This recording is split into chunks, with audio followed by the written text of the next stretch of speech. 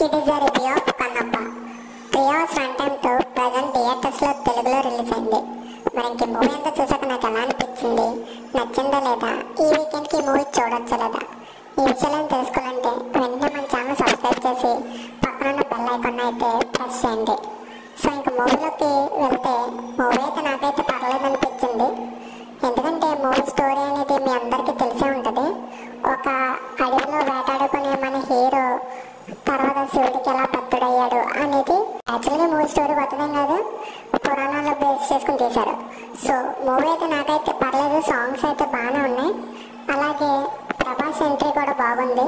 అక్కడున్న సీన్స్ కూడా మన ఎంటర్టైన్ చేస్తాయి, సాంగ్స్ కూడా హైలైట్గా ఉంటాయి. కానీ నెగిటివ్స్ మాట్లాడుకోవాలంటే ఈ మూవీలో కొన్ని సీన్స్ అయితే ఆర్టిఫిషియల్గా ఉంటాయి, మనకి ఎమోషనల్గా అంత కనెక్ట్ అవ్వకుండా ఏదో పెట్టాలన్నట్టు ఉంటాయి. అలాగే మూవీ అయితే నాకైతే పర్లేదు, ఒకసారి చూడొచ్చు అనిపించింది. కొన్ని సీన్స్ వల్ల మూవీ అయితే యావరేజ్గా ఉంటుంది. ఓవరాల్గా ఫ్యామిలీతో చూడొచ్చు అంటే చూడొచ్చు, అడల్ట్ కంటెంట్ ఏమీ లేదు. ఈ వీడియో కానీ మీకు నచ్చితే లైక్ చేసి ఛానల్ అయితే సబ్స్క్రైబ్ చేసుకోండి.